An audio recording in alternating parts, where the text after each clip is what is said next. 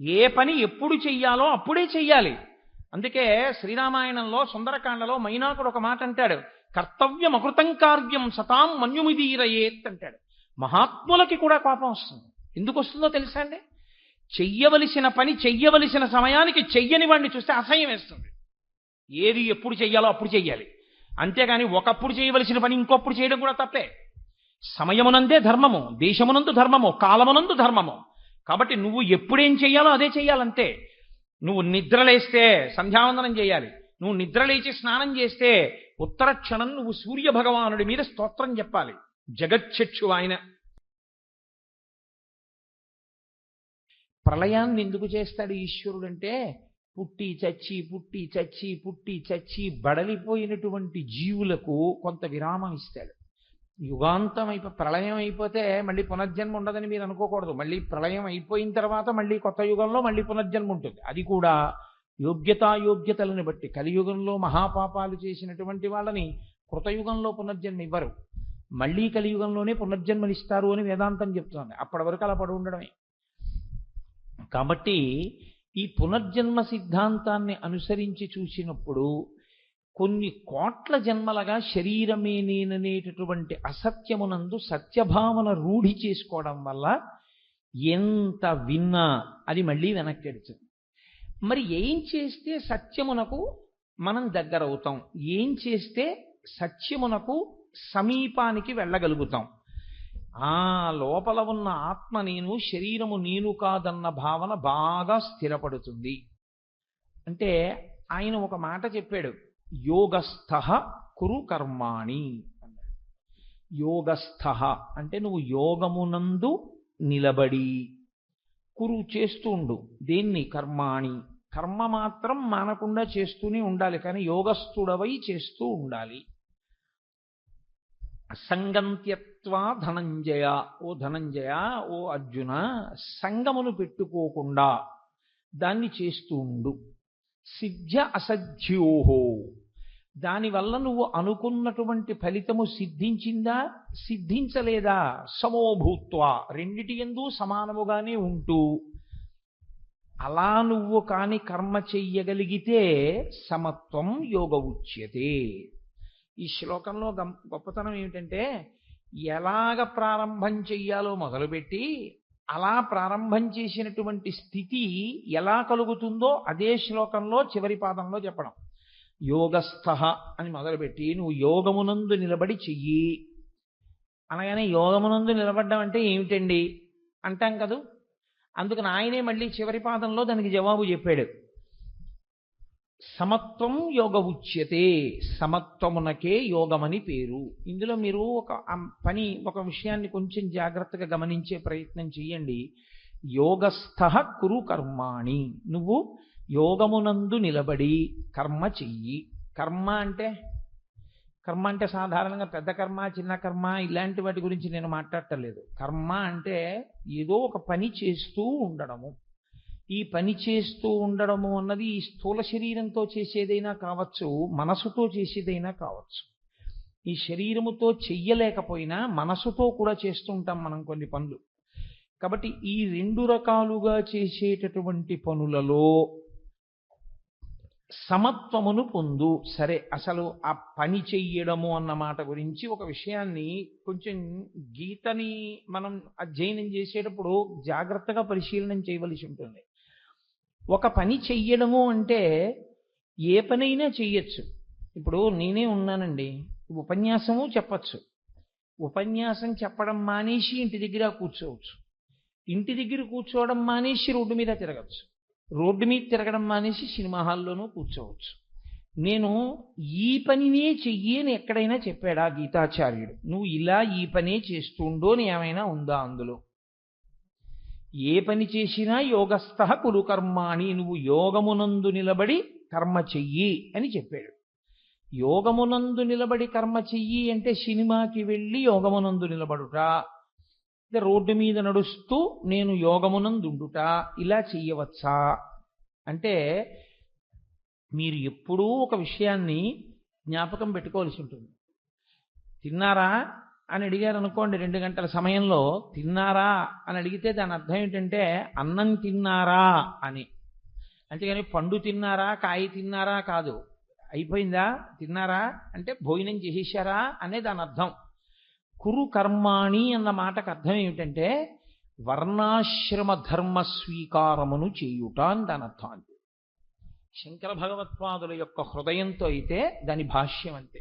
ఇంకొక రకమైన ఏ ఆలోచన మీరు చెయ్యక్కర్లేదు. యోగస్థ కురు కర్మాణి అంటే వేదము ఎలా చెప్పిందో అలా వర్ణ ఆశ్రమ ధర్మ. ఇంకొక మాట లేదు. మనం ఎప్పుడూ ధర్మం గురించి మాట్లాడితే ఏం చెప్తామంటే వర్ణాశ్రమ ధర్మము అన్న మాటే మాట్లాడతాం. సరే, వర్ణమునకు ఒక ధర్మము జన్మచేత లేదా తానున్న కర్మచేత. రెండవది ఆశ్రమ ధర్మము అని ఒకటి ఉంటుంది. మీరు ఏ ఆశ్రమంలో ఉన్నారు అన్నదాన్ని బట్టి మీరు పని చేయవలసి ఉంటుంది. అంతేకాని మీరు ఏ ఆశ్రమమునందున్నారు అన్నదానికన్నా భిన్నంగా పనిని మాత్రం ఎప్పుడూ చెయ్యకూడదు. ఉదాహరణకి ఆశ్రమము అన్న మాట నేను వాడితే అందులో 4 ఎప్పుడూ ఉంటాయి ఆశ్రమాలు. బ్రహ్మచర్యము, గృహస్థాశ్రమము, వానప్రస్థము, సన్యాసము. ఈ 4 ప్రతి మనుష్యుడు స్వీకరిస్తాడు ఆయుర్దాయం అంగీకరిస్తే. లేదా అథవా సన్యాసం దాకా వెళ్ళకపోయినా ఆ పరిణతిని పొందడానికి మాత్రమే, అటువంటి అభ్యాసమునకు మాత్రమే మనుష్య జీవితాన్ని పరిణతితో వాడుకుంటాడు అని శాస్త్రం మనకి బోధ చేసి చెప్తోంది.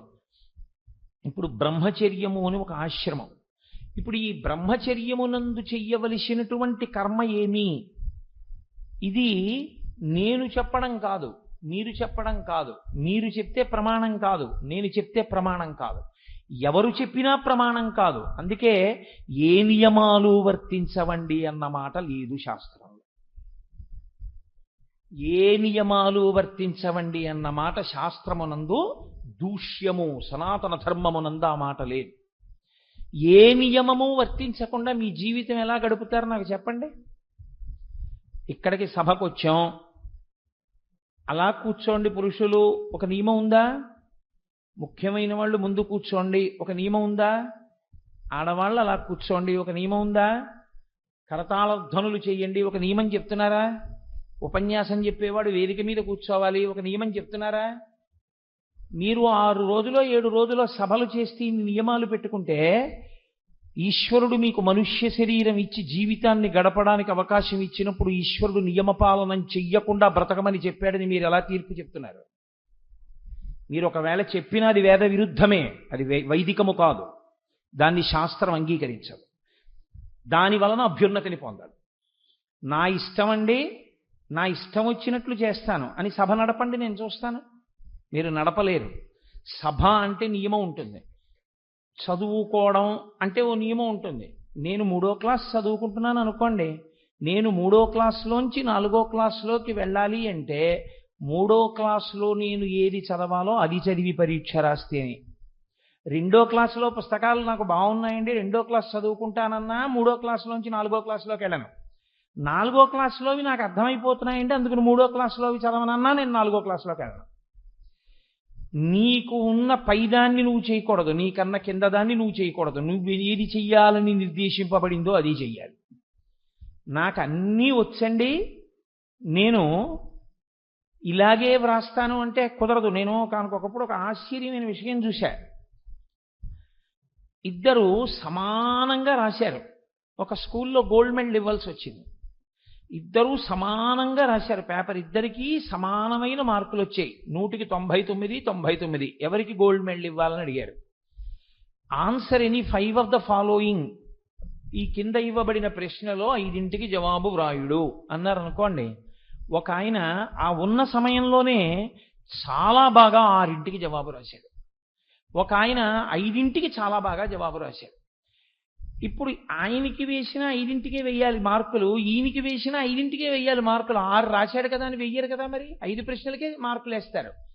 2కి 99, 99 వచ్చాయి. ఇప్పుడు ఏం చెయ్యాలన్నారు? ఎవరికి ఇవ్వాలి గోల్డ్ మెడల్ అంటే answer any 5 of the following అంటే 5 వ్రాసిన వాడెవడో వాడికే గోల్డ్ మెడల్ ఇవ్వండి. ఎందుకంటే వాడు నియమాన్ని పాటించాడు. 5 వ్రాయి 5 వ్రాశాడు. 5 వ్రాయి 6 రాయమని ఎవడు చెప్పాడు? టైం ఉంటే మాత్రం. వాడు నియమోల్లంఘనం చేశాడు, వాడికి గోల్డ్ మెడల్ ఇవ్వకూడదు. వాడికి ఎందుకంటే వాడికి ఆ నియమానికి కట్టుబడే లక్షణం లేదు, ఇవ్వద్దని తీసేశారు. తీసేసి సభాముఖంగా ప్రకటించి ఇతనికి ఇవ్వవలసిందే, కానీ ఇతను నియమోల్లంఘనం చేశాడు, మేము ఇవ్వమని చెప్పి 5 ప్రశ్నలు రాసిన వాడికే ఇచ్చారు. కాదని మనం అనలేము. అంతే, ఈశ్వరుడు నియమమును విధించాడు. నియమమును విధించాడు కాబట్టే వేదాన్ని ఇచ్చాడు. వేదము లేకపోతే నియమం లేదని చెప్పచ్చు, వేదం ఉండగా నియమం లేదని చెప్పడానికి మీరెవరు, నేనెవరు? అలా చెప్పడానికి మనం కూర్చున్నా మనం తప్పు చెప్పిన వాళ్ళం అవుతాం, కానీ మనం చెప్పింది యథార్థం కాదు, దాన్ని శాస్త్రం అంగీకరించదు. ఏది శాస్త్రం చెప్పిందో ఏతత్ శాస్త్రం ప్రమాణంతే. నువ్వెవరు, నేనెవరు ప్రమాణం చెప్పడానికి? మనం ప్రమాణం కాదు. కాబట్టి యోగస్థ కురు కర్మాణి అన్న మాటలో అర్థం ఏమిటంటే, నీవు కర్మ చెయ్యి అన్నప్పుడు నీ ఆశ్రమానికి అనుగుణంగా వేదం చెప్పినట్టు చెయ్యి అన్నది అంతర్లీనం, అంతే. దానికి మళ్ళీ ఇంతగానూ చెప్పక్కర్లేరు, చెప్తున్నవాడే ఈశ్వరుడు, గురువుగా నిలబడి చెప్తున్నాడు. కాబట్టి ఎలా చేస్తే నువ్వు మోక్షానికి దగ్గరికి ఎడతావు, ఎలా చేస్తే సత్యమునందు నీకు పూనిక కలుగుతుంది, చిత్తశుద్ధి కలుగుతుంది, కర్మ చెయ్యడంలో యోగమును పొందుతావు అంటే, యోగస్థ కురు కర్మాణి, నువ్వు బ్రహ్మచారిగా ఉన్నావు, నువ్వు బ్రహ్మచారికి విధింపబడినటువంటి నియమములు ఏ ఉన్నాయో అవి మాత్రమే పాటించవలసి ఉంది. గృహస్థుకి సంబంధించినటువంటి నియమాలు బ్రహ్మచారి పాటించాడనుకోండి, ఆయన చెయ్యవలసిన కర్మ చేసినవాడు కాడు, దానివల్ల ఆయన అభ్యున్నతిని పొందలేడు. బ్రహ్మచారిగా ఉన్నటువంటి వాడు తాంబూలం వేసుకోకూడదు. బ్రహ్మచారిగా ఉన్నవాడు గురువుగారిని గౌరవించి చదువుకోవలసినటువంటి దాన్ని చదువుకుని ఎంత జ్ఞానమును సంపాదించాలో అంత జ్ఞానమును పొందడానికి ప్రయత్నం చెయ్యాలి. బ్రహ్మచారిగా ఉన్నటువంటి వాడు రుచి మీద ఆసక్తి కన్నా పరిశుద్ధమైన ఆహారాన్ని స్వీకరించడం మీద దృష్టి పెట్టాలి. ఓ తండ్రి ఓ కొడుకు ఓ ఇంట్లో ఉన్నారనుకోండి, ఏకాదశి నాడు ఉపవాసం చెయ్యాలి అని చెప్పవలసి వస్తే పిల్లవాడికి కూడా చెప్పచ్చా అని అడిగింది ధర్మశాస్త్రం. చెప్పకూడదు. పిల్లవాడిని ఏకాదశి ఉపవాసం చెయ్యమని చెప్పడానికి శాస్త్రం అంగీకరించదు. ఎందుకంటే వాడు బ్రహ్మచారిగా ఉండగా కడుపు నిండా ఎంత తినగలడో అంత తింటే దాని వలన వచ్చిన శక్తి చేత ఉత్తరోత్తర కాలమునందు వాడు చెయ్యవలసిన పనులు చేస్తాడు. నువ్వు బ్రహ్మచర్యంలో ఉండగా వాడిని ఎండగట్టి వాడితో నువ్వేమో ఏకాదశి ఉపవాసాలన్నీ చేయించేస్తే, వాడితో ఉపవాసాలు చేస్తే వాడి శరీరం చిక్కి శల్యమైపోతే వాడు ఏం చదువుకుంటాడు? వాడు సముపార్జించే జ్ఞానమే ఉంటుంది? వాడికి అసలు చదువుకున్నదే లేకపోతే వాడు ఉత్తమమైన కర్మ ఏం చేస్తాడు? వాడు ఒక ఉత్తమమైన కర్మ చెయ్యాలంటే చదువుకునే సమయంలో వాడు చదువుకోవాలి. కాబట్టి బ్రహ్మచారికి ఉపవాసము లేదు. బ్రహ్మచారి కడుపు నిండా తినచ్చు. బ్రహ్మచారిని ఉపవాసాలు చెయ్యమని ధర్మశాస్త్రములు చెప్పలేదు. బ్రహ్మచారి ఆయనకి కడుపు నిండా తినడానికి లేదు, భిక్షాందేహి అని తింటాడు. ఆయనకి ఆ హక్కు ఉంది. అందుకే ఒకవేళ భిక్షాందేహిని ఇంటి ముందుకు వెళ్ళకపోయినా వారాలు చేసుకుని బ్రతికాడండి అని లోకంలో ఒక మాట ఉంటుంది. చదువుకునే రోజుల్లో వారం చెప్పుకుంటారమ్మా, అంత ఐశ్వర్యవంతుణ్ణి కాను, ఆదివారం నాడు మీ ఇంట్లో చేస్తాను, సోమవారం నాడు మీ ఇంట్లో చేస్తాను, మంగళవారం నాడు మీ ఇంట్లో చేస్తానని అడిగితే, పూర్వం అలా పేదవారై చదువుకుంటున్నటువంటి పిల్లలకి ఒకరోజు అన్నం పెట్టేవారు ఒక కుటుంబంలో. వారాలబ్బాయి అని పేరు. అంటే అది తక్కువతనం కాదు.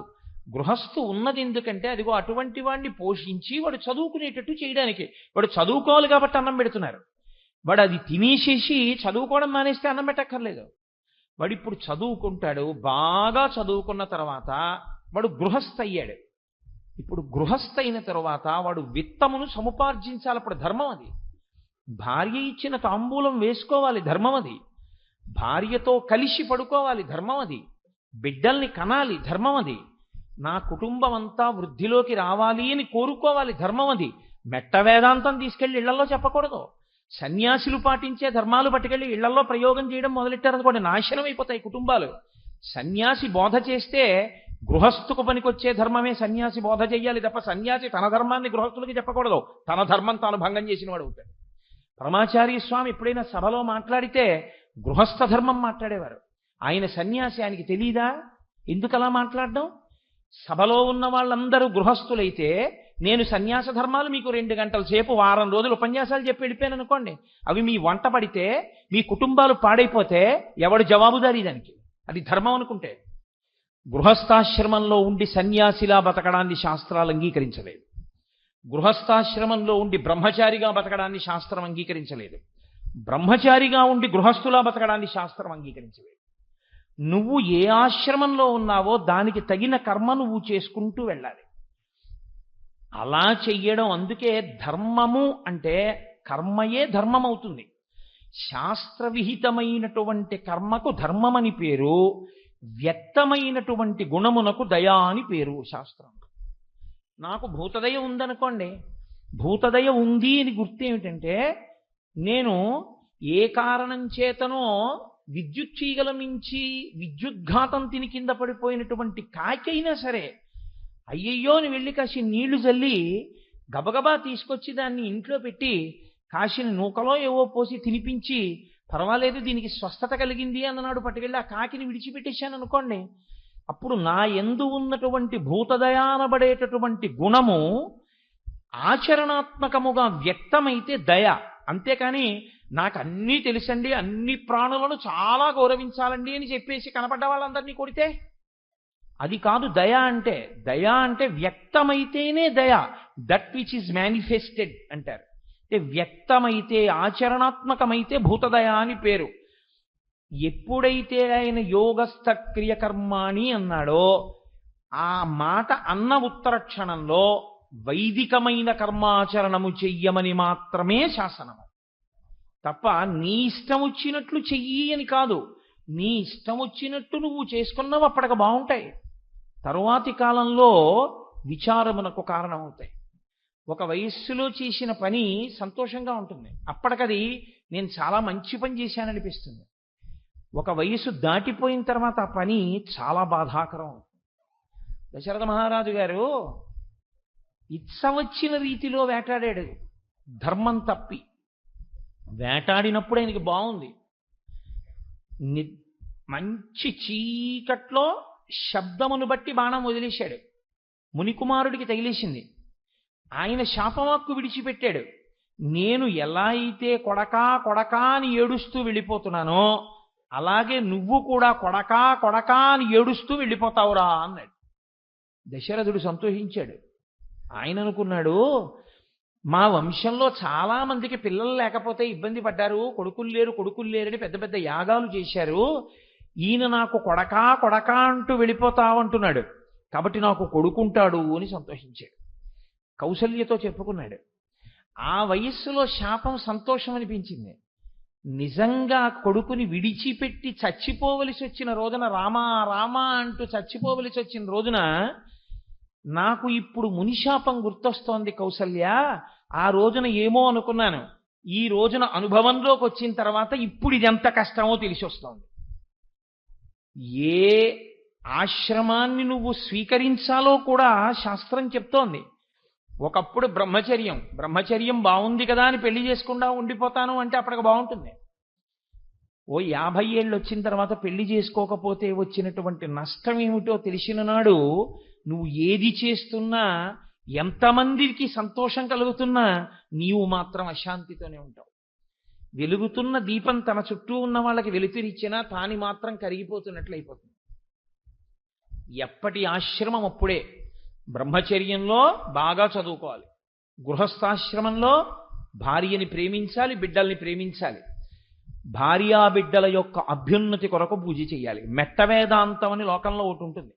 సంసారంలో ఉంటారు, ఉండి ఏమిటండి ఈ అనుబంధాలు అంటుంటారు. ఏమిటండి ఈ అనుబంధాలు ఏంటి? అలాంటప్పుడు కాషాయం కట్టుకుని వెళ్ళిపో. అలా మాట్లాడకూడదు. నువ్వు గృహస్థాశ్రమంలో ఉంటే బాగా పరిశీలనం చెయ్యాలి శాస్త్రాన్ని. శాస్త్రమును పరిశీలనం చేస్తూ వైరాగ్యమును పొందుతూ ఉండాలి. ఇవి ఇలా నడుస్తూ ఉంటాయి, ఇది ఈశ్వర కృప, ఇది దీని తమాషా అని తెలుసుకుంటూ ఉండాలి. కానీ పుత్రం పౌత్రం సమాసాద్య వానప్రస్థాశ్రమే వశేత్. వ్యాసుడు దేవీ భాగవతంలో తీర్పు ఇచ్చాడు. ఆయన నీవు తపసా షడ్రిపూంజిత్వా భార్యాం పుత్రే నివేశ్యచ, నీ ఇష్టం వచ్చినట్టు నువ్వు సంసారంలో కూర్చుని వైరాగ్యం మాట్లాడతానంటే అది మెట్ట వేదాంతం. అది నీ పరిణతి లేనితనాన్ని తెలియచేస్తుంది. నీ ఇష్టం వచ్చినట్టు నువ్వు ప్రవర్తించడం, నీ ఇష్టం వచ్చినట్టు ఎవరిని పడితే వాళ్ళని ఆదర్శం పెట్టుకోవడం కుదరదు. నువ్వు గృహస్థాశ్రమంలో ఉన్నవాడివి, నీ జీవితానికి ఆదర్శం గృహస్థే అయి ఉండాలి తప్పించి నీ జీవితానికి ఆదర్శం ఎవరో ఒక సన్యాసిని తీసుకుని ఆదర్శంగా పెట్టుకుంటానంటే కుదరదు. ఎలా అనుకరిస్తావు? ఎలా కుదురుతుంది నాకు చెప్పండి? శాస్త్రాలు వాటిని అంగీకరించలేదు. అదంతా అయోమయ జీవితాలు, అవి అర్థం పర్థం లేని జీవితాలు. వాళ్ళకి శాస్త్రం తెలియదు, వాళ్ళకి సరి అయిన ప్రవేశం లేదు, వాళ్ళు సరి అయిన గ్రంథములను చదువుకోలేదు, వాళ్ళు సరి అయిన గురువు గారి దగ్గర పాఠం చెప్పించుకోలేదు. చెప్పించుకోని కారణం చేత వాళ్ళు పాడైపోతారు, వాళ్ళ కుటుంబాల్ని పాడు చేస్తారు. అర్థం పర్థం లేనటువంటి సన్యాసిల్లాగా గృహస్థాశ్రమంలో ఉండి బతుకుతుంటారు. నాకు పరమ అసహ్యం అలాంటి వాళ్ళని చూస్తే. అలా ఉండకూడదు. ఏ ఆశ్రమంలో ఉన్న వాళ్ళైనా సరే అలా ఉండకూడదు. బ్రహ్మచారి బ్రహ్మచారిగా ఉండాలి, గృహస్థు గృహస్థుగా ఉండాలి, వానప్రస్థు వానప్రస్థుగా ఉండాలి, సన్యాసి సన్యాసిగా ఉండాలి. అంతేకాని ఒక ఆశ్రమాన్ని తీసుకొచ్చి ఇంకో ఆశ్రమంలోకి కలగాపలగం చేస్తే అసహ్యంగా ఉంటుంది. నువ్వు సన్యాసం స్వీకరించావు, ఊరు బయటికి వెళ్ళి కూర్చో, చెట్టు తొర్రలో కూర్చో, శ్మశాన వాటికలో కూర్చో. నీకెందుకు ఆర్సీసీ బిల్డింగు? అప్పుడు నువ్వు అడగకూడదు. ఇక నీకు ఏదీ విడిచిపెట్టలేకపోతే కాషాయం ఎందుకు? అన్నీ విడిచిపెట్టేయగలిగితే కాషాయం కట్టుకో. అన్నీ పొంది ఉండి శాస్త్రమును పరిశీలనం చేసి క్రమక్రమంగా విడిచిపెట్టడం నేర్చుకుంటున్నానంటే గృహస్థాశ్రమంలో ఉండు, తప్పులేదు. నిలవ చేసుకో. వచ్చే నెల వరకు కావలసిన సంభారములన్నీ ఇంట్లో దాచుకో, దాచుకుని వండుకు తిను. గృహస్థాశ్రమం అంగీకరించింది, నువ్వు తిను, నలుగురికి పెట్టు. చిత్రం ఏమిటంటే ఏ ఆశ్రమమునందైనా తరించవచ్చు. ఏ ఆశ్రమంలో ఏ కర్మ చెయ్యాలో ఆ కర్మ చేసిన వాడు తరించిపోతాడు. బ్రహ్మచారిగా తరించిపోయిన వాళ్ళు ఉన్నారు. అంతే వయస్సులో ఉండి బ్రహ్మజ్ఞానమును పొందేసి ఆ వయస్సులోనే శరీరం వదిలిపెట్టేసిన తరించిపోయిన వాళ్ళు ఉన్నారు లోకంలో. గృహస్థుగా తరించినటువంటి వాళ్లతో సమానంగా పోలిస్తే గృహస్థు తరించినట్టుగా తరించినంత మంది అసలు ఇతర ఆశ్రమాల వాళ్ళు లేరు. గృహస్థులే అంత తరించారు. వశిష్ఠుడు గృహస్థు కాడా? అగస్త్యుడు గృహస్థు కాడా? అత్రి గృహస్థు కాడా? అంతవరకెందుకో రేపు చెయ్యబోయే శ్రీరామనవమి సీతారాములు గృహస్థులు కారా? పార్వతీ పరమేశ్వరులు గృహస్థులు కారా? బ్రహ్మ సరస్వతి గృహస్థులు కారా? ఏమి నీకు ఆదర్శం తక్కువైంది? గృహస్థులుగా ఉండి వాళ్ళందరూ తరించలేదా? త్యాగరాజస్వామి గృహస్థాశ్రమంలో ఉండి జీవితాన్ని పండించుకోలేదా? అన్నమాచార్య స్వామి వారి జీవితాన్ని పండించుకోలేదా? పురంధరదాస్ గారు పండించుకోలేదా? క్షేత్రయ్య గారు పండించుకోలేదా? వీళ్ళందరూ పెళ్లి మానేస్తేనే తరించారా? వీళ్ళందరూ బట్ట మారిస్తేనే తరించారా? లోపల మారితే చాలు తరించగలరు. శాస్త్రం మనకి చెప్తోంది, కావలసిన మార్పు పై బట్ట మీద కాదు, కావలసిన మార్పు లోపల. లోపల మార్పు వచ్చిన తర్వాత నువ్వు ఎక్కడున్నా తరిస్తావు. ఎక్కడ ఉన్నావో అక్కడ ఎలా ఉండడాలో నీకొస్తే చాలు, నువ్వు తరించగలవు. లేనినాడు లేనిపోని అయోమయం ఏర్పడుతుంది ఆశ్రమాల్లో. కాబట్టి ఆశ్రమము అన్న మాటని సరిగ్గా అర్థం చేసుకోండి. ఆశ్రమము అంటే మనుష్య జీవిత దశ తప్ప ఆశ్రమము అంటే నేను వేరొక రకంగా అన్వయం చేయట్లేదు అని మీరు గమనించవలసి ఉంటుంది. కాబట్టి బ్రహ్మచర్యము ఆశ్రమం. బ్రహ్మచర్యమునందు నువ్వు ఏం చెయ్యాలి? నీ ఇచ్చ మాత్రం కాదు, నీ ఇష్టం వచ్చినట్టు చేయడానికి వీల్లేదు. వేదం ఏం చెప్పిందో అదే చెయ్యాలి. గృహస్థు, నువ్వు ఎలా గృహస్థుగా ఉండాలని వేదం చెప్పిందో అలా ఉండాలి. అంతేకాని నువ్వు గృహస్థుగా ఉంటూ వేరొక ఆశ్రమాన్ని అనుకరిస్తానంటే కుదరదు. నువ్వు వానప్రస్థుగా నువ్వు ఎలా ఉండాలని వేదం చెప్పిందో అలా ఉండాలి. నువ్వు సన్యాసిగా ఎలా ఉండాలని వేదం చెప్తోందో నువ్వు అలాగే ఉండాలి. అలా నువ్వు ఉండగలిగితే ఏ ఆశ్రమంలోనైనా తరిస్తారు. అందుకే మీరు జాగ్రత్తగా పట్టుకోవాల్సి ఉంటుంది. ఈ ధర్మం అన్న మాటని 4 ఆశ్రమాలు తప్పించుకోలేవు. బ్రహ్మచారి ధర్మం నుండి తప్పుకోలేడు, ఆ చట్రంలోకి ఇమడాలి. గృహస్థు ధర్మం నుండి తప్పుకోలేడు, చట్రంలోకి ఇమడాలి. వానప్రస్థు ధర్మంలోంచి తప్పుకోలేడు, చట్రంలోకి ఇమడాలి.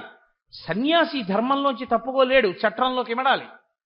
అలా నువ్వు ఉండగలిగితే ఏ ఆశ్రమంలోనైనా పండిపోతావు అంతే. చంద్రశేఖరేంద్ర సరస్వతి మహాస్వామి మహానుభావుడు, ప్రాతస్మరణీయులు. ఆయన పేరు చెప్తే చాలు పాపరాశి ధ్వంసం అవుతుంది. ఆయన సన్యసించారు 13వ ఏట. ఆయన సన్యసించి సన్యాస ధర్మము ఎలా ఉంటుందో 100 సంవత్సరములు అలాగే బతికారు.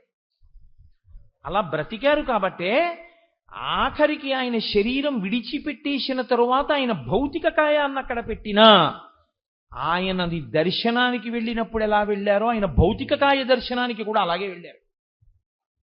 ఎవడూ పైన చొక్కా బనీను ఉంచుకుని వెళ్ళలేదు పరమాచార్య ఆ శరీరాన్ని చూసినప్పుడు, విప్పి వెళ్ళారు. అది ఒక జీవితంలో పట్టుకున్న ధర్మానికి నిదర్శనం.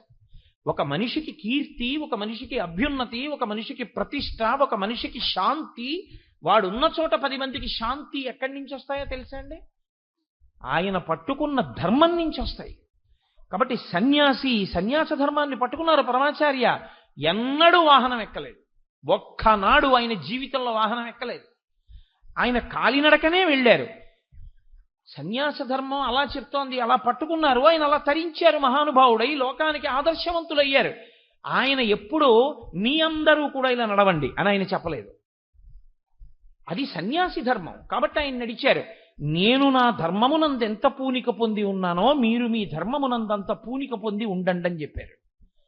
రాత్రి 2 గంటల వరకు గడ్డివాము దగ్గర కూర్చుని మాట్లాడిన తర్వాత అనుష్ఠానానికి లేస్తుంటే 90 సంవత్సరాల వయస్సులో అప్పుడు ఒక ఆవిడ వచ్చి ఏవో అడిగింది. పిల్లని తీసుకొచ్చి ఏదో ఆవిడ బాధలు చెప్తోంది. చెప్తుంటే ఆశ్రమం సెక్రటరీ విసుక్కున్నాడు. తెల్లవారి 3 అవుతోందమ్మా, ఆయన పడుకోలేదు, ఇప్పటి వరకు ధర్మ సందేహాలు చెప్తూనే ఉన్నారు. 3 అయిందమ్మా, స్నానానికి వెళ్తున్నారు, ఇప్పుడు కూడా ఇంకా మీ సందేహాలే. ఆయన అన్నారు, ఒక్కసారి లోపలికి వెళ్ళి చంద్రమౌళీశ్వరుడి దగ్గర విభూతి ఉంది పట్రా అన్నారు. ఆయన వెళ్ళి పట్టుకొచ్చే లోపల ఆవిడితో మాట్లాడేసి ఆవిడ బాధకి ఉపశాంతి చెప్పి విభూతి ఆవిడ చేతిలో పెట్టి పంపించి ఆయన అన్నారు, నేను ఏనాడు సన్యసించాడో ఆనాడే నేను ఈ శరీరం కాదు అని నిర్ణయానికి వచ్చాను. కాబట్టి ధర్మ ప్రచారమునందు ఈ శరీరము పడిపోతే సన్యాసికి తప్పు లేదు. గృహస్థలా చేయకూడదు, ఈ శరీరాన్ని నిలబెట్టుకోవాలి. ఎందుకని? ప్రయత్నం చేస్తూ ఉండాలి గృహస్థు, దీని మీద ఆదరభావంతో ఉండాలి. ఎందుకని? ఆయన ధర్మం చేయడానికి ఇది సాధనం. ఇందులో ఆయన ఉండకపోతే భార్య ఏమైపోతుంది? ఇందులో ఆయన ఉండకపోతే బిడ్డలు ఏమైపోతారు? గృహస్థాశ్రమం స్వీకరించిన తరువాత నీ ధర్మం ఎప్పుడు పూర్తవుతుందన్న దానికి వ్యాసుడే చెప్పాడు. పుత్రం పౌత్రం సమాసాద్య. నువ్వు మనవణ్ణి చూడాలి, కొడుక్కి కొడుకు పుట్టే వరకు ఉండాలి. అప్పటి వరకు బాగా శాస్త్రములను అధ్యయనం చేసి నీకు ఇప్పుడు పూర్ణ వైరాగ్యం వచ్చేస్తే అప్పుడు నువ్వు తపసా షడ్రిపూంజిత్వ. అప్పుడు కూడా కుదరదు, తపస్సు చేయాలి. 6 శత్రువుల్ని గెలవాలి. ఇక కోపం అన్నది రాకూడదు, అంత గెలవాలి. కామమన్నది ఉండకూడదు, అంత గెలవాలి. లోభమన్నది ఉండకూడదు, అంత గెలవాలి. ఇప్పుడంత గెలిచేసిన తర్వాత ఇంక నీకు ఈ శరీరంలో ఏదో కురుడి అయిపోయినటువంటి కొబ్బరికాయలో ఎలా వేలాడుతుంటుందో అలా ఇక నువ్వు ఆత్మగా ఉండి ఈ శరీరం డొల్లలా వేలాడుతుంటే ఇక నువ్వు అలా ఉండలేకపోతే అప్పుడు సన్యసించాలి. అప్పుడు కూడా భార్య అనుమతించాలి. భార్య అప్పుడిక అనుమతించకపోతే ఆమెని తీసుకెళ్ళి కొడుకు దగ్గర అప్పచెప్పాలి. కొడుకు దగ్గర అప్పచెప్పి, ఒరే నాయనా నీ అమ్మని జాగ్రత్తగా చూడు సుమా అని అప్పచెప్పి సన్యాసం తీసుకోవాలి. తప్ప చిత్తం వచ్చినట్టు సన్యాసాలు తీసుకోమని శాస్త్రంలో లేదే, వ్యాసుడు చెప్పలేదే. భార్యాన్ పుత్రే నివేశ్యచ, భార్యని పట్టుకెళ్ళి పుత్రుడి దగ్గర అప్పచెప్పి సన్యాసం తీసుకోమని చెప్పాడు. అసలు గృహస్థాశ్రమంలోకి వెళ్లకుండా సన్యసించిన వాళ్ళు కొంతమంది ఉన్నారు. వాళ్ళు మహాత్ములైన వారు కొందరున్నారు. శంకర భగవత్పాదులు, బ్రహ్మాచార్య స్వామి వారు, శృంగగిరి పీఠాధిపతులు చంద్రశేఖర భారతీ స్వామి వారు, ఇటువంటి మహాపురుషులు ఉన్నారు. కాబట్టి నేను ఆ విషయాన్ని స్పృశించను. అసలు అది నాకు అప్రస్తుతం. కాబట్టి అసలు ఆ విషయాల్ని నేను స్పృశించను. కానీ సాధారణంగా ఉండేటటువంటి వ్యవస్థ గురించి నేను మాట్లాడుతున్నాను. ఆ ధర్మం అన్నది నువ్వు విడిచిపెట్టేస్తే అసలు తరించడం అన్న మాటే లేదు. అసలు ధర్మం అంటేనే కట్టుబాటు, ధర్మం అంటేనే నియమం, ధర్మం అంటేనే నువ్వు పాటించవలసినటువంటి ఒక విధి విధానం. అసలు నియమమే లేదు, విధే లేదు, విధానమే లేదు అంటే నువ్వు ఎలా తరిస్తావు నాకు చెప్పు. అసలు తరించడానికి మార్గం ఏది? నీకు పుస్తకాలు ఇవ్వను, నువ్వు స్కూల్కి వెళ్ళక్కర్లేదు, నువ్వు చదువుకోక్కర్లేదు, నువ్వు ఏమీ చెయ్యక్కర్లేదు, నువ్వు బిఏ పాస్ అవ్వు అని నేనంటే అవుతావా? నువ్వు బిఏ పాస్ అవ్వడానికి కావలసిన రీతిలో చదివిస్తే బిఏ పాస్ అవుతావా? ఏ నియమము నీకు అక్కర్లేదు నాన్న, నువ్వు ఏ పుస్తకాలు చదవక్కర్లేదు నాన్న, ఏ పరీక్షకి వెళ్ళక్కర్లేదు నాన్న, పేరు పక్క బిఏ పెట్టేసుకుంటే నువ్వు బిఏ అంటారా? అరెస్ట్ చేస్తారు. నియమము లేదన్నమాట లేదు శాస్త్రంలో, నియమము లేదు, విధానము లేదు, మీ ఇష్టం అన్నమాట లేదు వేదాంతంలో. వేదాంతంలో ఆ మాట స్పష్టంగా ఉంది. దాన్ని తిప్పి చెప్పడానికి మనకు అధికారం లేదు. నన్ను భగవద్గీత చెప్పమన్నారు కదా, నేను భగవద్గీత చెప్తున్నానని మీరు గుర్తించవలసి ఉంటుంది. కాబట్టి యోగస్థ కురు కర్మాణి, నీవు బ్రహ్మచర్యమునందు ఏ ధర్మమును పట్టుకోవాలో అది పట్టుకో, గృహస్థుగా ఏం పట్టుకోవాలో అది పట్టుకో. నేను గృహస్థుని అవ్వకుండా ఉంటేనండి తప్పు, అలా ఉండకూడదు. ఎందుకు పాడైపోతావో జరత్కారు వృత్తాంతం చెప్తాను. మొన్ననే కదా మీకు మహాభారతం ఆదిపర్వం చెప్పినప్పుడు చెప్పాను. మారి తీరాలి. కట్టు విడుపు, పట్టు విడుపు అంటారు శాస్త్రంలో. పట్టుకోవడం తెలియాలి, విడవడం తెలియాలి. పట్టుకోవలసిన చోట పట్టుకోకపోయినా ప్రయోజనం ఉండదు, విడవవలసిన చోట విడవకపోయినా ప్రయోజనం ఉండదు. పాలగిన్నె వేడిగా ఉన్నప్పుడు పటకారతో పట్టుకోవాలి. డికాక్షన్లోకి పాలు పోసేసిన తర్వాత కూడా ఇలా పట్టుకోవడం ఎంత బాగుందో అని పటకార అలాగే పట్టుకుంటానంటే ఇంక మీకు ఆ గిన్నె పాలు ఎందుకు పనికిరావు, విడిచిపెట్టేయాలి పటకార. పటకార పట్టుకుని విడిచిపెడితేనే మీకు వేడి గిన్నెకి ఇంతకి దింపుకోవడానికి పనికొస్తుంది. పటకార అంటే ఓసారి పట్టుకున్నది విడవదో అంటే ఇక అది పటకార కాదు. పట్టకార అని పేరైనా పట్టి విడుచు పరికరము అని దాని అర్థం. నీవు బ్రహ్మచర్యమునందే ఉండిపోతానండి పెళ్లి చేసుకోకుండా. ఉండిపోయిన వాళ్ళు, అనుభవించిన వాళ్ళ జీవితాలు చూస్తే మీకు తెలుస్తుంది. వాళ్ళు పాడయ్యారు, వాళ్ళని కన్నవాళ్ళు పాడయ్యారు. జరత్కారు పాడవలా? భీష్మాచార్యుడంతటి వాడు ఏడిచాడు కొడుకు లేకపోయినటువంటి కారణానికి, సంతానం లేనటువంటి కారణానికి. కాబట్టి నువ్వు బ్రహ్మచర్యాన్ని విడిచిపెట్టేయాలి. కొన్నాళ్ళు పట్టుకున్నావు, వదిలిపెట్టేయాలి, గృహస్థాశ్రమంలోకి వెళ్ళిపోవాలి. అది కురుకర్మాణి అన్న మాటకు అర్థం అది. అసలు వేదం ఎలా చెప్పిందో నువ్వు అలా బ్రతుకు. అలా నువ్వు బ్రతకడం వస్తే అసలు ముందు నువ్వు వేదమును ప్రమాణము అని అంగీకరించడం నీకు చేతనైతే, ఇదే శంకర భగవత్పాదులు అవతార పరిసమాప్తి చేస్తూ లోకానికంతటికి ఇచ్చిన సందేశం. ప్రతిరోజు వేదో నిత్యమధీయతాం తదుదితం కర్మస్వనుష్ఠీయతాం. ప్రతిరోజు వేదం చదవండి. వేదంలో ఏం చెప్పారో అది చెయ్యండి. మేము వేదం చదవలేదండి, మాకు వేదం చదువుకోవడానికి కావలసినటువంటి సమర్థత లేదండి. ఎలా? ఏమీ బెంగలేదు, స్మృతి చదువు. నీకు వేదంలో ఏ ఏ విషయాలలో ఏవి ఎలా చెయ్యాలని చెప్పిందో అవన్నీ స్మృతులుగా ఉన్నాయి. గౌతమ స్మృతి, అత్రి స్మృతి, యాజ్ఞవల్క స్మృతి, మనుస్మృతి, ఋషుల పేరు మీద ఉన్నాయి. పరాశర స్మృతి. స్మృతి చదువు. నాకు స్మృతి కూడా తెలియదండి, పురాణం చదువుకో. పురాణం కూడా చదవలేనండి, చెప్పినప్పుడు విను. పురాణంలో వేదంలో ఏం చెప్పిందో దాన్నే భూతద్దం పెట్టి చూపిస్తారు.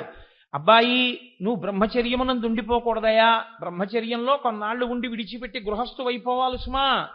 ఏ ఒక్క కారణమునకు కూడా నీవు బ్రహ్మచారిగా ఉండిపోవడానికి శాస్త్రం అంగీకరించదు. నువ్వు గృహస్థు అయిపోవాలి.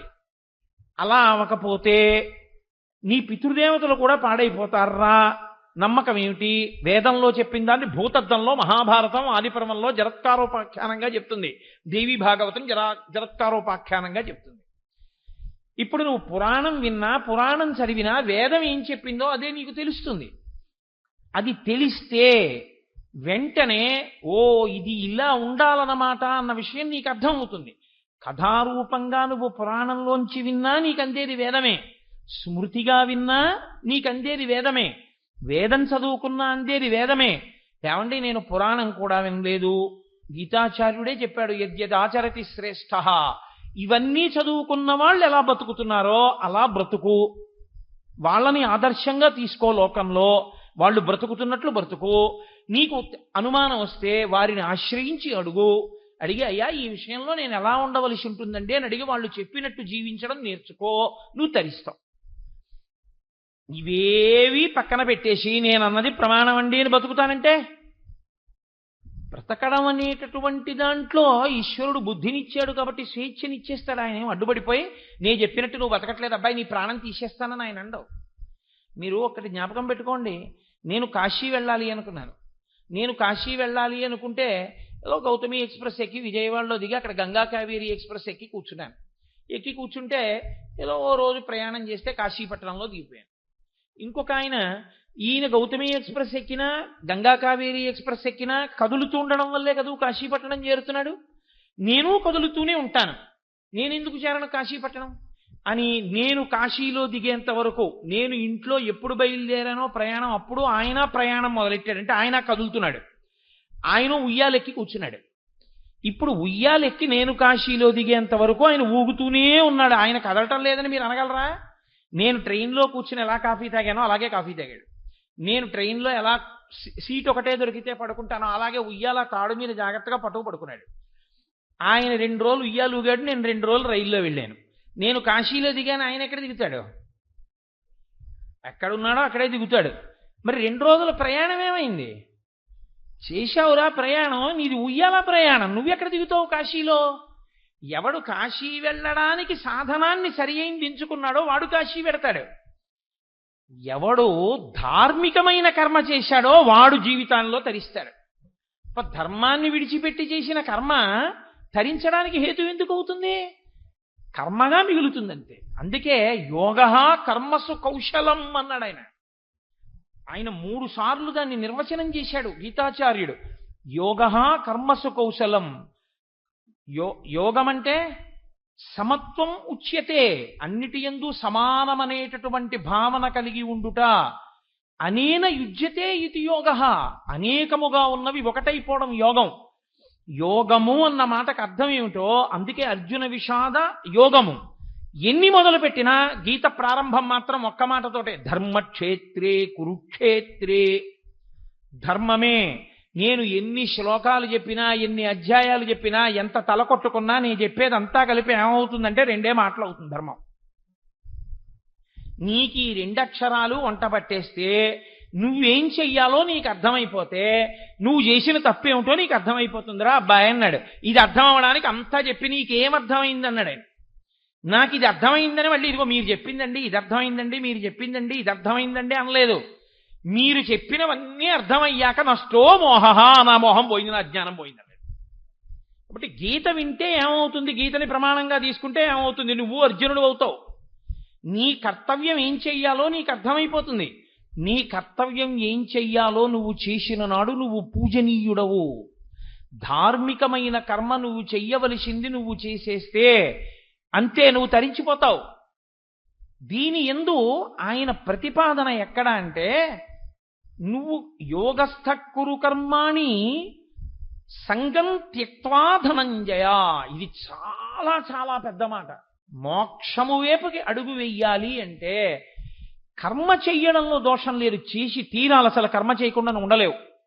కానీ కర్మ యొక్క ఫలితమును మాత్రము నువ్వు కోరకు. కర్మ చేసుకుంటూ వెళ్ళిపో, కర్మ చెయ్యకుండా ఉండలేవు, ఉండకూడదు కూడా. అసలు కర్మ చెయ్యకుండా ఉండిపోతాననేటటువంటి మాట అంగీకారయోగ్యం కాదు. ఏ పని చెయ్యనండి, కుదరదు. నేను మీతో ఒక మాట చెప్తాను. తెల్లవారి లేవగానే ఒక బ్రాహ్మణుడు సంధ్యావందనం చేయాలా, ఓ బ్రాహ్మణుడు బాసుం పెట్టేసి కూర్చుని ఈశ్వరుణ్ణి ధ్యానం చేయాలా అని నన్ను అడిగారు అనుకోండి, మహాదోషం అని చెప్తాను. అలా కూర్చుంటే ధ్యానమని తప్పది. నీకు వేదం చెప్పింది ప్రమాణం. నిన్ను అలా బాసుం పెట్టేసి కూర్చుని ధ్యానం చేయమని చెప్పలేదు వేదం. స్నానం చేసి సంధ్యావందనం చేయమని చెప్పింది. నీకు వేదమా ప్రమాణం? ఎవడో చెప్పిందా నీకు ప్రమాణం? ఎవడు చెప్పినా తప్పే. వేదం ఏం చెప్పిందో అదే ప్రమాణం అంతే. నువ్వు నిద్ర లేవగానే స్నానం చేసి సంధ్యావందనం చేసుకోవడానికి వెళ్ళిపోవాలి. నీవు సంధ్యావందనం చేసేటటువంటి వాడిగా నువ్వు జన్మించలేదు, ఏం అభ్యంతరం లేదు. మొన్ననే అయ్యప్ప స్వామి దేవాలయంలో స్కాంద పురాణంలోంచి ఆ టెక్స్ట్ తీసి నేను జెరాక్సులు చేయించి కొంతమందికి ఇచ్చాను కూడా. నీవు అర్ఘ్యం ఇవ్వక్కర్లేదు, కానీ నువ్వు ఆ కర్మ చేయకుండా ఉండమని చెప్పలేదు శాస్త్రం. నువ్వు వెంటనే స్నానం చేసి జగచ్చక్షో మహానుభావుడు ప్రత్యక్ష దైవం వసర్పతియో నీలలోహిత ఉతైనం గోపా అదృశన్ను దృశన్ను దహార్య అని చెప్తోంది. తెల్లవారు లేస్తే ఎదుర్వేదం. అడిగో మహానుభావుడు పరమేశ్వరుడు ఈ కంటికి కనపడేటటువంటి ఏకైక పరబ్రహ్మంగా వచ్చేశాడు సమయానికి. కృతఘ్నఘ్నాయ దేవాయ జ్యోతిషాం పతయే నమః. ఆయన వచ్చేటప్పటికి చెయ్యవలసిన పని చెయ్యని వాడెవడో వాడు కృతఘ్నుడు. ఏ పని ఎప్పుడు చెయ్యాలో అప్పుడే చెయ్యాలి. అందుకే శ్రీరామాయణంలో సుందరకాండలో మైనాకుడు ఒక మాట అంటాడు, కర్తవ్యం అకృతం కార్యం సతాం మన్యుమిదీరయేత్ అంటాడు. మహాత్ములకి కూడా కోపం వస్తుంది. ఎందుకు వస్తుందో తెలుసా అండి? చెయ్యవలసిన పని చెయ్యవలసిన సమయానికి చెయ్యని వాడిని చూస్తే అసహ్యం వేస్తుంది. ఏది ఎప్పుడు చెయ్యాలో అప్పుడు చెయ్యాలి, అంతేగాని ఒకప్పుడు చేయవలసిన పని ఇంకొప్పుడు చేయడం కూడా తప్పే. సమయమునందే ధర్మము, దేశమునందు ధర్మము, కాలమునందు ధర్మము. కాబట్టి నువ్వు ఎప్పుడేం చెయ్యాలో అదే చెయ్యాలంతే. నువ్వు నిద్రలేస్తే సంధ్యావందనం చేయాలి, నువ్వు నిద్రలేచి స్నానం చేస్తే ఉత్తర క్షణం నువ్వు సూర్య భగవానుడి మీద స్తోత్రం చెప్పాలి. జగచ్చక్షు ఆయన. అందుకే హరిహర బ్రహ్మ మహానుభావంబులొక్కటింగాగరగిన గట్టియనగా అతుల వేదత్రయ లతికాచయము పెనుబొందన్ పుట్టెడు మూల కందమనగా అఖిల జగముల కందెరయగుచు జన సమాజ కరపుట హృదయ సరోజములకు ముకుళనంబును జృంభణంబును నర్చి భానుబింబంబు పూర్వాద్రిపై వెలింగే అన్నారు తిక్కన గారు. హరిహర బ్రహ్మ మహానుభావంబులొక్కటింగాగరగిన గట్టి అనగా సృష్టికర్త, స్థితికర్త, ప్రళయకర్త ముగ్గురు కలిసి ముద్దయితే ఆ ఎరుపు రంగుతో సూర్యభగవానుడయ్యారు. నీ కంటితో నువ్వు పరబ్రహ్మాన్ని దర్శించడానికి ఆనుకూల్యతనివ్వడం కోసం కాసేపు ఆయన కుంకం బొట్టులా కనిపిస్తాడు ఎర్రగా. ఆ సమయంలో నువ్వు నిద్ర లేవాలి. ఈశ్వరుడు వచ్చేసాడు, నువ్వు నిద్ర లేకపోతే దోషం కదా. నువ్వు నిద్ర లేవాలి. ఆ సమయానికి లేచి ఈశ్వరుడే వచ్చేసాడు, నేను లేవద్దు. నేను లేవడం అంటే ఎలా నిలబడాలో అలా నిలబడాలి. అదే నేను మీతో చెప్పింది. వేదం చెప్పింది ఏదో అది ధర్మం. నేను స్నానం చేయకుండా నిలబడకూడదా అండి అంటే, నువ్వు మరుగుదొడ్లో మీ ఇంట్లో అన్నం తింటున్నావా? తింటలేదుగా. అన్నం తినే చోటే తింటున్నావుగా. అలాగే ఈశ్వరుడి ముందు నిలబడేటప్పుడు స్నానం చేసే నిలబడాలంతే. అసలు బాహ్యమునందు శౌచం లేకుండా నువ్వు ఈశ్వరుడి ముందు నిలబడతావు, తేజోమూర్తి ముందు. కాబట్టి స్నానం చేసి నిలబడి ఆయనకి నమస్కారం చేయాలి. అది నీ ప్రథమ కర్తవ్యం. ఇది మానేసి ఇంకోటి ఏదో చేస్తానండి, నీ కర్మ చేయి. ఉయ్యాలెక్కితే కాశీ వెళ్ళనట్టే ఉంటుంది. ఏది నువ్వు చెయ్యాలో వేదం చెప్పింది. ఎతత్ శాస్త్రం ప్రమాణంతే, వేదం ప్రమాణం. నేను చెప్పింది కాదు, మీరు చెప్పింది కాదు. నేనైనా వేదం చెప్పింది చెప్పకపోతే తప్పు. వేదం చెప్పింది నేను చెప్తే అది విని మనసు కష్టపెట్టుకుంటే నీ కర్మ. నీకు వినడానికి కావలసిన సంస్కారం నీకు అబ్బలేదని గుర్తు. నీకు అబ్బి ఉంటే ఓ ఇది ఇలా చెయ్యాలని నువ్వు అంగీకరిస్తే తప్పు చేద్దామనుకున్న అర్జునుడు మాటలు విని నా మోహం పోగొట్టుకున్నానని కీర్తి గణించినట్లు కీర్తి గణిస్తావు. కాబట్టి సమత్వం యోగ ఉచ్యతే. కర్మ చెయ్యి. వేదములు ఏం చెప్పాయో అవి చెయ్యి. కానీ చేసేటప్పుడు ఏం చేస్తావో తెలుసా? ఒక్క విషయాన్ని గుర్తుపెట్టుకో. చెయ్యడం వరకు మాత్రం నా కర్తవ్యం కాబట్టి నేను చెయ్యాలి.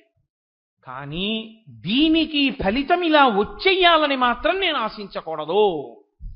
2 రెళ్ళు 4 ఎంత ఖచ్చితమో అంత ఖచ్చితంగా ఫలితం వచ్చేస్తుందని ఆశించవద్దు. కర్మణ్యేవాధికారస్తే మా ఫలేషు కదాచన మా కర్మఫలహేతుర్భూ మాతే సంగోస్త్వకర్మణి. నీవు కర్మ చెయ్యి, కానీ కర్మల యొక్క ఫలితాన్ని అపేక్షించకుండా ఉండు. ఎందుకలా చెప్తున్నానో తెలుసా అర్జున? కర్మ చేసి వెంటనే ఫలితాన్ని అడగడం నీకు అలవాటైపోతే నువ్వు రాగము ద్వేషము మధ్యలోనే నలుగుతావు. అప్పుడు ఏమవుతుందంటే చేసే కర్మలు కామ్యములవుతాయి, కర్తవ్యములు కావు. కర్తవ్యం వేరు. కర్మ కోరికతో చేస్తే బంధనంలోకి తీసుకెళ్ళిపోతుంది. ఏదో ఒకటి చేసి ఇదంతా చాలా గొప్ప విషయం అండి, ఈ గొప్ప విషయం అంతా పరమేశ్వరానుగ్రహంతో నేనే చేశానండి అన్నారనుకోండి, ఈశ్వరుడేమండవు. అవును నువ్వే చేశావు కాబట్టి నీకు పుణ్యం ఇస్తున్నాను, ఇప్పుడు అది అనుభవించడానికి రావాలి. ఏదో తప్పు చేసి అవునండి తప్పు చేశాను పాపం, అది అనుభవించడానికి రావాలి. ఫలితం మాత్రం ఒకటే రెండింటికి కాదు. నా కర్తవ్యం నేను చేశాను. నేను నా కూతుర్ని పెంచి పెద్ద చేశాను. నా కూతురికి యోగ్యుడు అని నేను నమ్మిన వ్యక్తితో వివాహం చేశాను. నా కర్తవ్యం అయిపోయింది. నా కొడుకుని యోగ్యుడుగా వాడు చదువుకోవడానికి వీలైన రీతిలో వాడికి చదువు చెప్పించాను. వాడికి యజ్ఞోపవీతం వేశాను, బ్రహ్మోపదేశం చేశాను. నా కర్తవ్యం అయిపోయింది. వాడు ఎదురుగుండా నేనెప్పుడు సంధ్యావందనం చేయకుండా నేను తిరగలేదు. ఎన్నడూ వాడు ఎదురుగుండా నేను సంధ్యావందనం చేయకుండా నిద్రపోయినటువంటి రోజు లేదు. నేను సంధ్యావందనానికి అవకాశం ఏ పాటి ఉన్నా నేను చేస్తూనే వాడికి కనబడ్డాను. ఇప్పుడు వాడు చేయడం మానేశాడు అనుకోండి, నేను కర్తను కాను. అంతకన్నా నేనేం చేస్తాను? నా వయస్సు పెరుగుతోంది, నా శరీర బలం తరుగుతోంది. వాడి వయస్సు పరిపుష్టమవుతోంది, వాడి శరీర బలం పెరుగుతోంది. ఇప్పుడు నేను వాడితో ఘర్షణకి వెళ్ళాను అనుకోండి, వాడు తోపు తోస్తే నేను కింద పడతాను. పైగా దానికో బెంగోటు వస్తుంది. నీ కర్తవ్యాన్ని నువ్వు నిర్వహించు అంటే నా కొడుకు అటువంటి వాడు, నా కొడుకు నా మాట వినడు అని మీరు అనుకుంటున్నారేమో. నేను ఆ మాట చెప్పకపోతే ఏమవుతుందంటే పాపం తెలియక కోటేశ్వరరావు అబ్బాయి అలాంటి వాడేమో అనుకుని లేనిపోని జాలి చూపిస్తారు. ఈశ్వరానుగ్రహం చేత నా కొడుకు అటువంటి వాడు కాడు. వాడు శాస్త్రమును నమ్మి బతికేటటువంటి లక్షణం ఉన్నవాడు, తండ్రి యందు గౌరవం ఉన్నవాడు. కాబట్టి నీ కర్తవ్యాన్ని నువ్వు చేసుకుంటూ వెళ్ళిపో. ఇప్పుడు నేను ఇది చెయ్యాలంటే తండ్రిగా నా కర్తవ్యం, బాధ్యత కాదు సుమండే, కర్తవ్యం. కాబట్టి నా కర్తవ్యం నేను చేశానా లేదా, ఎప్పుడెప్పుడు నీ కర్తవ్యం ఎంత మోతాదులో నువ్వు ఎలా చెయ్యాలో నీ కర్తవ్యాన్ని నువ్వు అలా చేసుకుంటూ వెళ్ళిపోతూ ఉండడమే తప్ప ఇది చేస్తే ఫలితం వస్తుందండి అందుకు చేస్తున్నానన్నారు అనుకోండి, కామ్యం అయిపోతుంది, కోరిక అయిపోతుంది. కోరిక అయిపోయిన ఉత్తర క్షణంలో మీరు రాగంలో పడ్డారు, ఇది చేస్తే దూరంగా పోతుందండి అన్నాను అనుకోండి, ద్వేషం అయిపోతుంది. మళ్ళీ విడిపోయి రాగమునకు ఇంకొక నీడలోకి పడ్డారు. రాగమైన, ద్వేషమైన, పుణ్యమైన, పాపమైన అనుభవం, ఏ సుఖమైనా దుఃఖమైనా మీకు బంధనాలే.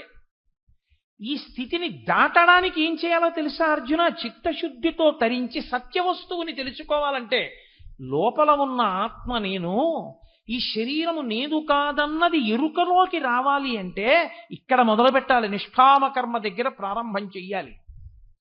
నీ కర్మ నువ్వు చేసేస్తూ ఉండాలి. నువ్వు చెయ్యవలసిన పని చెయ్యాలి. నువ్వు చెయ్యవలసిన పని అంటే మళ్ళీ గుర్తుపెట్టుకోవాలి, మీ ఇష్టం వచ్చినట్లు కాదు, వేదం చెప్పినట్టు చేస్తూ నీవు మాత్రము దాని మీద ప్రయోజనం కోరుకుంటూ జీవితాన్ని గడపడాన్ని విడిచిపెట్టు.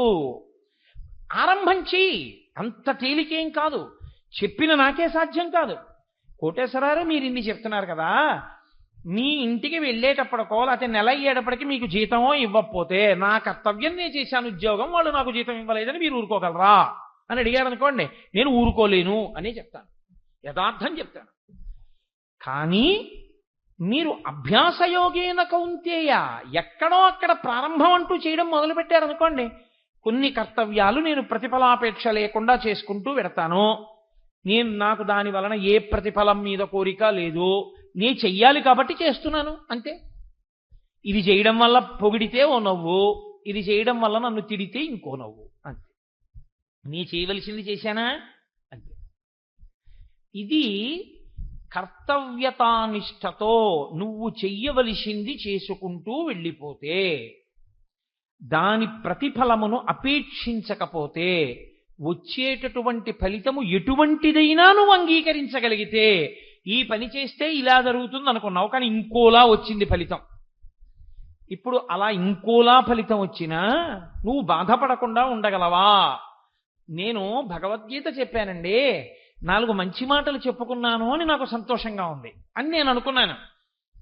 మీరు మాట్లాడిన దానివల్ల మాకు చాలా అసహ్యం వేసింది అని మీరు నన్ను అన్నారనుకోండి, నేను ఆలోచించవలసింది ఏమిటంటే, నేను త్రికరణ శుద్ధిగా గీతాచార్యుడు ఏది చెప్పాడో నేను అదే చెప్పానా లేదా, నేను నమ్మిన వేదం గురించే నేను మాట్లాడానా లేదా, ఈశ్వర ప్రోక్తమైన శాస్త్రాన్ని మాత్రమే నేను మాట్లాడానా లేదా. నేను మాట్లాడాను, నాకు నమ్మకం ఉందనుకోండి, మీరు నన్ను పొగిడారనుకోండి, అది శాస్త్రమునకు చెందుతుంది, నాకు పొంగులేదు.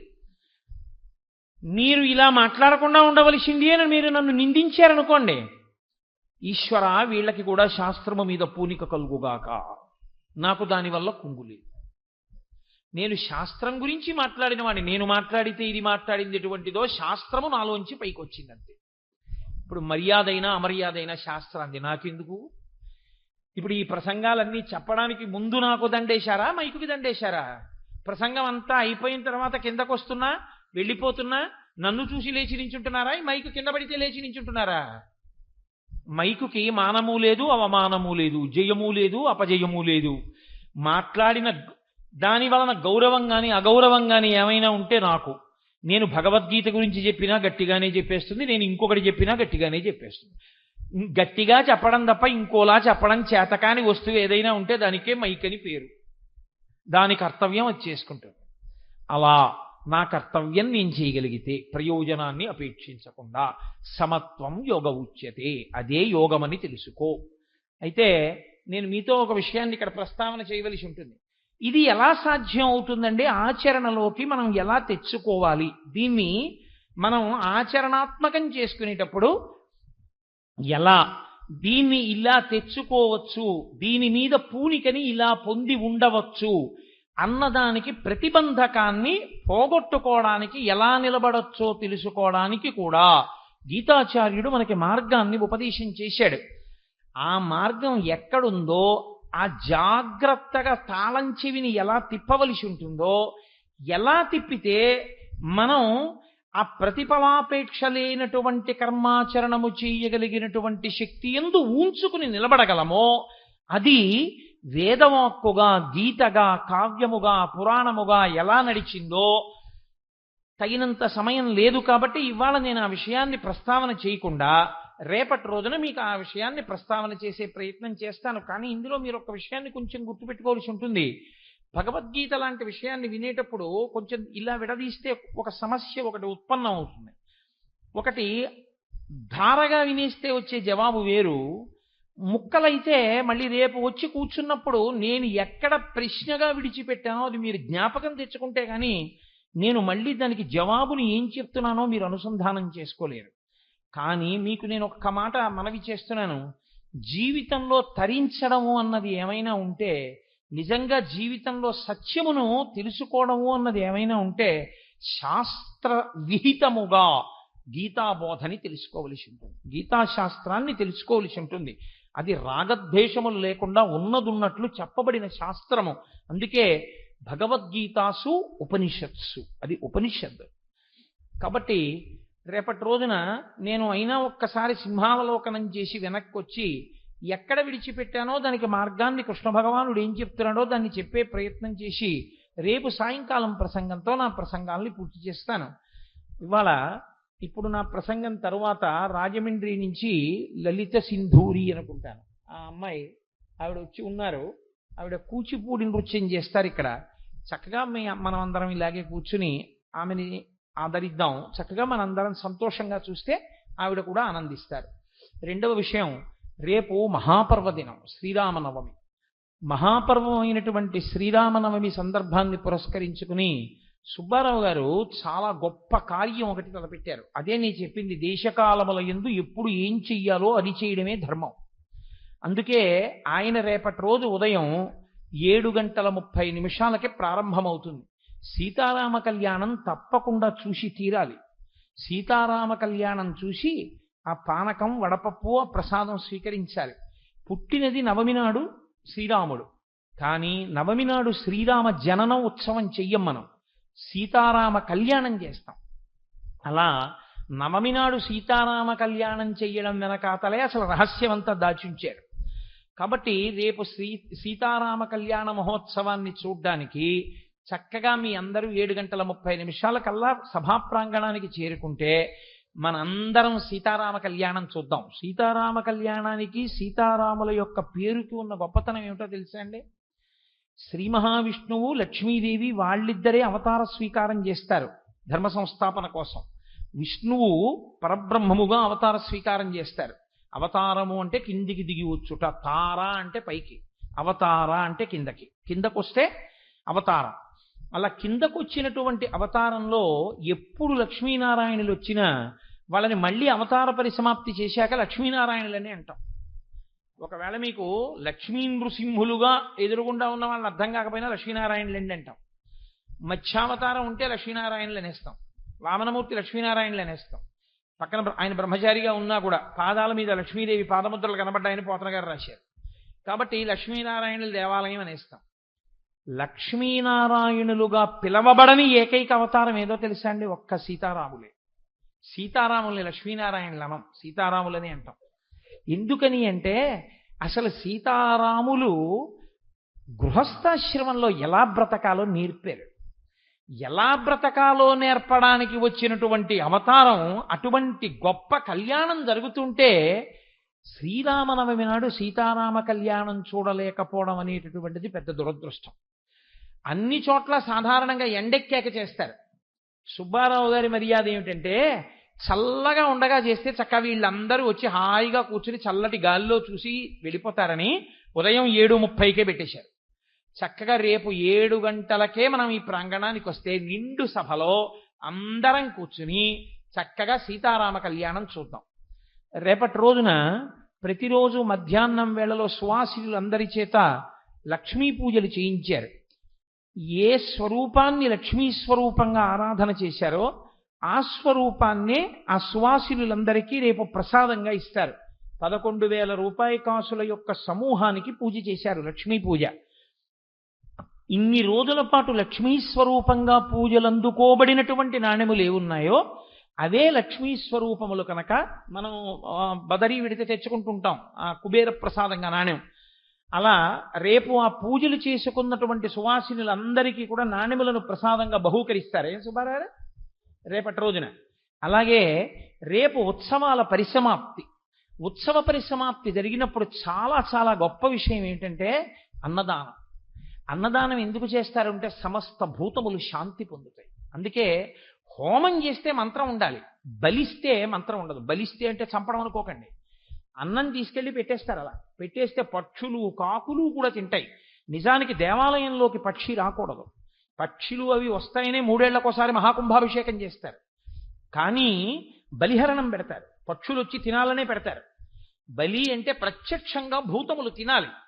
తిని అందరూ అబ్బా ఎంత చక్కటి భోజనం చేశామండి అన్నారనుకోండి, ఈశ్వరుడు ప్రీతి చెందుతాడు. అందున ఇక్కడ జరిగిన ఉత్సవాలు శ్రీరామనవమి నాడు పూర్తవుతున్నాయి.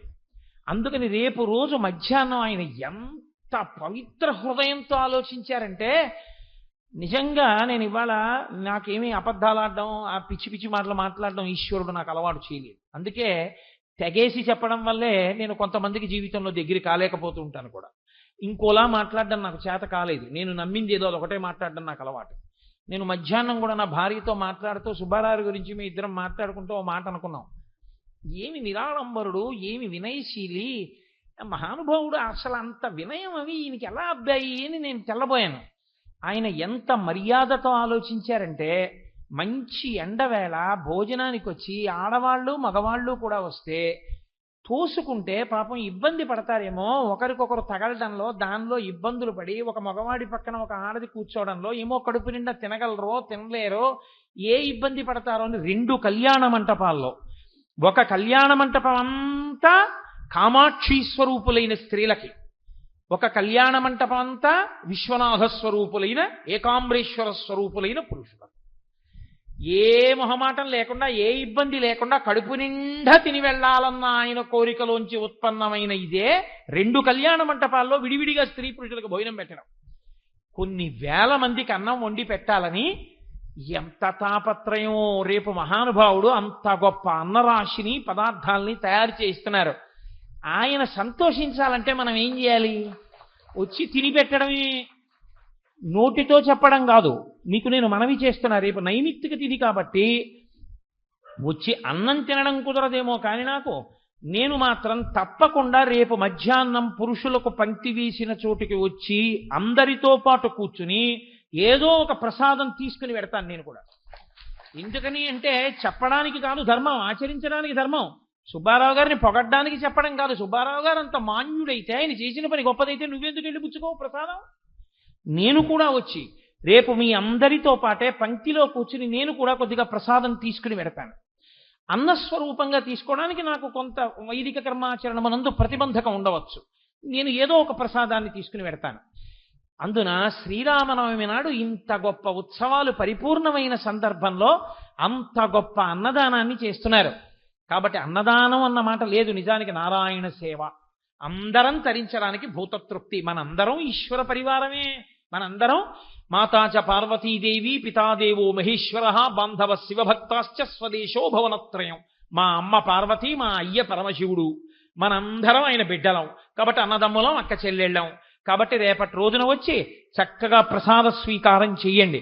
కానీ నాదొక్క మనవి, ప్రసాదం తినేటప్పుడు మాత్రం శ్రీరామనవమి కాబట్టి ఒక్క నియమం పాటించే ప్రయత్నం చెయ్యండి.